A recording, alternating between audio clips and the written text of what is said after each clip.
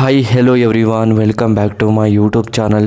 ಇವತ್ತಿನ ಈ ವಿಡಿಯೋದಲ್ಲಿ ಕಥಾನಾರ್ ಮೂವಿಯ ರಿವ್ಯೂ ಮಾಡ್ತಾಯಿದ್ದೀನಿ. ಈ ಮೂವಿಯ ಸ್ಟೋರಿ ಏನು ಮತ್ತು ಬಜೆಟ್ ಏನು, ಕಲೆಕ್ಷನ್ ಏನು ಮತ್ತು ಈ ಮೂವಿಯ ಬಿಡುಗಡೆ ಆಗಿದ್ದ ದಿನಾಂಕ, ಡೈರೆಕ್ಟರ್ ಹೆಸರು, ಪ್ರೊಡ್ಯೂಸರ್ ಹೆಸರು ಮತ್ತು ಆ್ಯಕ್ಟರ್ ಹೆಸರು, ಇನ್ನೂ ಫ್ಯಾಕ್ಟ್ಗಳನ್ನು ಈ ವಿಡಿಯೋದಲ್ಲಿ ಬರ್ಕೋಣ.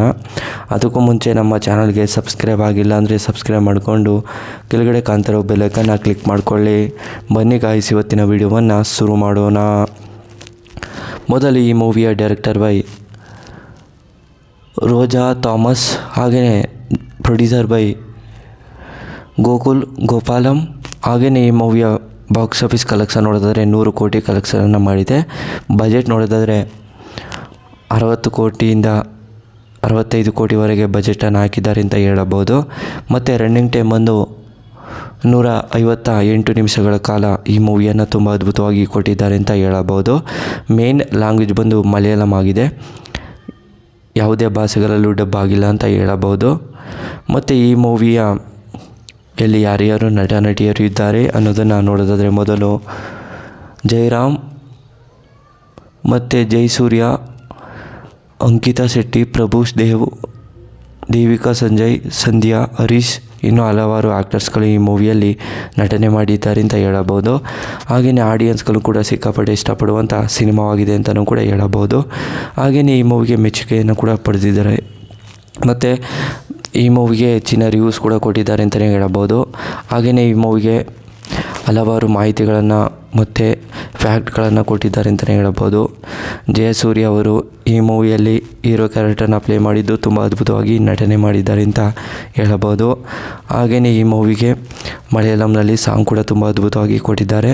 ಈ ಮೂವಿಯ ಒಂದನೇ ಸ್ಟೋರಿ ಹೇಳೋದಾದರೆ, ಕಾಂತ ಅನ್ನೋ ವ್ಯಕ್ತಿ ಇರ್ತಾರೆ. ಕಾಂತಾಗೆ ಅವರಿಗೆ ತಂದೆ ತಾಯಿ ಇರ್ತಾರೆ.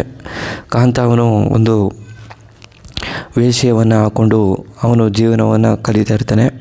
ಆದರೆ ಆ ವೇಶ್ಯವನ್ನು ಹಾಕ್ಕೊಂಡು ಯಾತಕ್ಕೆ ಕಳೀತಾ ಇದ್ದಾನೆ ಆ ಜೀವನವನ್ನು ಅಂತ ಯಾರಿಗೂ ಕೂಡ ಗೊತ್ತಿರೋದಿಲ್ಲ ಅವನಿಗೆ ಬಿಟ್ಟರೆ.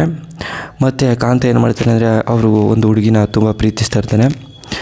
ಆ ಹುಡುಗಿ ತಂದೆ ಹತ್ರ ಕರ್ಕೊಂಡೋದಾಗ ಅವರು ತಂದೆ ತಾಯಿ ಹಾಗೂ ಇನ್ನೂ ಹಲವಾರು ಡೀಟೇಲ್ಸ್ಗಳನ್ನು ಅವ್ರ ಬಗ್ಗೆ ತಿಳ್ಕೊಳ್ಳೋಕ್ಕೆ ಪ್ರಯತ್ನವನ್ನು ಪಡ್ತಾರೆ. ಆದರೆ ಅವನು ಯಾನೂ ಕೂಡ ಹೇಳ್ದೆ ಎದ್ದು ಹೊರಟೋಗ್ತಾರೆ. ಮತ್ತು ಅವರ ಪ್ರೀತಿಸಿದ ಹುಡುಗಿನೂ ಕೂಡ ಬಂದು ಯಾತಕ್ಕೆ ಎದ್ದೋದೆ ಈ ರೀತಿಯೆಲ್ಲ ಕೇಳ್ತಾರೆ. ಆದರೆ ಅವ್ರಿಗೆ ಸ್ಟೋರಿನ ಹೇಳ್ತಾ ಹೋಗ್ತಾನೆ. ಕಾಂತ ಅವರ ತಂದೆ ತಾಯಿ ಮತ್ತು ಅವರ ಜೀವನ ಹಳ್ಳಿ ಕಡೆ ನಡೀತಿರುತ್ತೆ. ಹಳ್ಳಿ ಕಡೆಯಿಂದ ಸುಮಾರು ಜನಗಳು ಅವರನ್ನು ಆಕ್ರೋಶವನ್ನು ಮಾಡಿ ಅವರ ತಂದೆ ತಾಯಿಯನ್ನು ಗಲ್ಲಿಗೆ ಏರಿಸ್ಬಿಟ್ಟಿರ್ತಾರೆ. ಅದರಿಂದ ಅವರ ತಂದೆ ತಾಯಿನ ಇದು ಮಾಡೋದ್ರಿಂದ ಅವರನ್ನು ಕಣ್ಣಾರೆ ನೋಡಿ ಅವರು ಬೇಜಾರನ್ನು ಮಾಡ್ಕೊಂಡು ಕಾಂತ ಹೊರ್ಟೋಗಿರ್ತಾನೆ.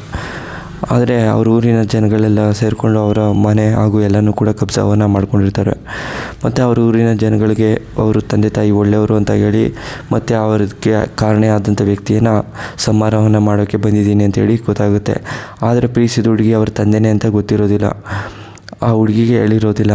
ಅವ್ರ ತಂದೆ ಅಂತ ಗೊತ್ತಾದ ಮೇಲೆ ಅವರು ಪೊಲೀಸ್ ಸ್ಟೇಷನಲ್ಲಿ ಕಂಪ್ಲೇಂಟನ್ನು ಕೊಟ್ಟು ಅರೆಸ್ಟನ್ನು ಮಾಡಿಸ್ತಾರೆ.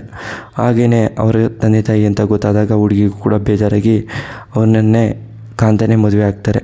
ಹಾಗೆಯೇ ಸ್ಟೋರಿನೂ ಕೂಡ ಎಂಡ್ ಆಗುತ್ತೆ. ಸ್ಟೋರಿ ನಿಮಗೆ ಇಷ್ಟವಾದರೆ ಶೇರ್ ಮಾಡಿ, ಲೈಕ್ ಮಾಡಿ. Thanks for watching.